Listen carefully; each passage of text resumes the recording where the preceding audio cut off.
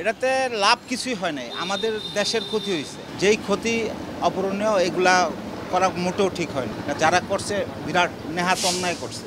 এটা আমার দেশের সম্পদ, কেন এটা আমি নষ্ট করব? বিরাট ক্ষতি হয়েছে, এটা আমরা যে চলাচল করতে পারবো না, এটার তো আমাদের একটা বিরাট ক্ষতি হয়েছে। এখন এটা যতদিন পর্যন্ত ঠিক না হবে ততদিন পর্যন্ত আমরা প্যারেশানির মধ্যে থাকবো। আমরা এখান থেকে মতিঝিল যেতে এখন 2.5 ঘন্টা লাগতো, আর এটা যাইতাম আমরা 25 মিনিটে। এখন আমাদের 2.5 ঘন্টা এই কষ্টটা আমাদের ভোগ করতে হবে।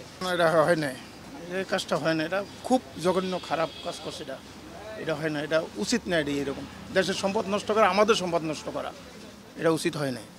এটা কিছু দিনে করছে, আল্লাহ জানে, এরাই ভালো জানে। তাহলে কি এখন কি আপনারা ভোগান্তিতে পড়েছেন? হ্যাঁ, এটা তো আমাদের নিশ্চয়ই ভোগান্তি। আমরা তো যেভাবে এত শর্টকাটে যাইতাম, আমরা এটা যে ক্ষতিটা করছে, এটা আমাদেরই ক্ষতি হয়েছে, সবারই ক্ষতি হয়েছে, জনগণের ক্ষতি হয়েছে। ওই যে 10 নাম্বার থেকে হেলিকপ্টার দিয়ে গুলি করা শুরু করছে, তখনই ওরা মানে ছাত্ররাই চলে আসছে, ছাত্ররা কিন্তু ভিতরের দিকে চলে আসছে, ছাত্ররা উপরে আসেনি। কিন্তু বাচ্চা বাচ্চা ফলাফাইন দেখছি, এরা কিন্তু অবশ্যই ছাত্র না। আর ছাত্র হলে ছাত্রদের একটা বয়স দেখা যায়, ওদের দেখলে বোঝা যায়। কিন্তু ওরা তো ইউনিভার্সিটি বা এরা স্কুলে যাওয়ার মতো, আমি কোনো স্কুলে যাওয়ার মতো এই ধরনের ছাত্র না এরা।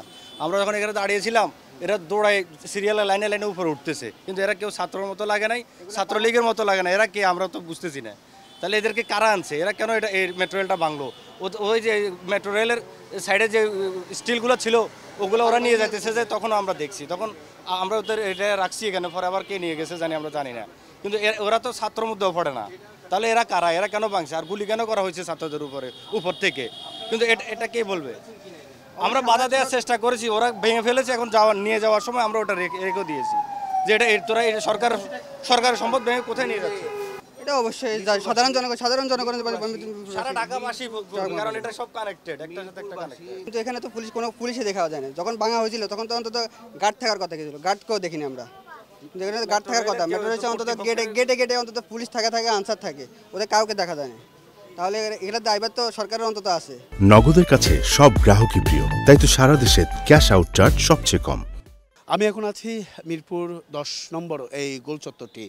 বিগত কয়েকদিনে সংঘর্ষ এবং কি হামলা চলাকালে যে পরিমাণ ক্ষতি হয়েছে বা যে পরিমাণ পরিস্থিতি সৃষ্টি হয়েছিল, সেই সৃষ্টি থেকে কিন্তু এখন অনেকটাই স্বাভাবিক পরিস্থিতি মিরপুরের প্রতিটি জায়গাতে। কারণ আমরা সকালবেলা থেকেই বিভিন্ন জায়গায়, মিরপুরের বিভিন্ন জায়গায় আমরা ঘুরে দেখেছি, সরাপাড়া, গাজীপাড়া থেকে শুরু করে মিরপুর 10 নম্বর, মিরপুর 11, প্রত্যেকটি জায়গাতেই আসলে যে বিএনপি নেতাকর্মীরা যেভাবে বা দুর্বৃত্তরা যারা যেভাবে হামলা চালিয়েছিল বা যেভাবে জড়ো হয়েছিল, সেই বিষয়টা কিন্তু আজকে কিন্তু একেবারেই চোখে পড়েনি।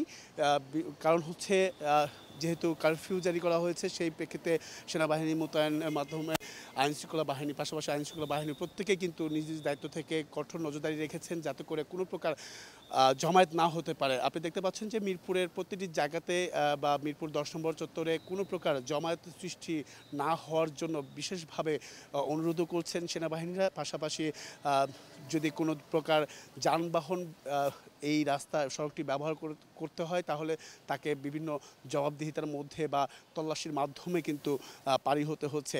আর আমরা যেটা দেখতে পাচ্ছি যে একেবারেই যেহেতু আজকে সাধারণ ছুটি ঘোষণা করা হয়েছে, সেই প্রেক্ষিতে সাধারণ যে জমায়েত হওয়া বা বের হওয়া ঘর থেকে একেবারেই প্রয়োজন ছাড়া কেউ কিন্তু ঘর থেকে বের হয়নি। বিশেষ করে আমরা গতকালকেও দেখেছি, তার আগের দিনও দেখেছি যে কারফিউ থাকাকালীন মানুষের উপস্থিতির সংখ্যাটা কিন্তু একেবারেই বেশি চোখে পড়েছিল। সেই প্রেক্ষাপটটা কিন্তু একেবারেই নেই, একেবারেই ভিন্ন প্রেক্ষাপট।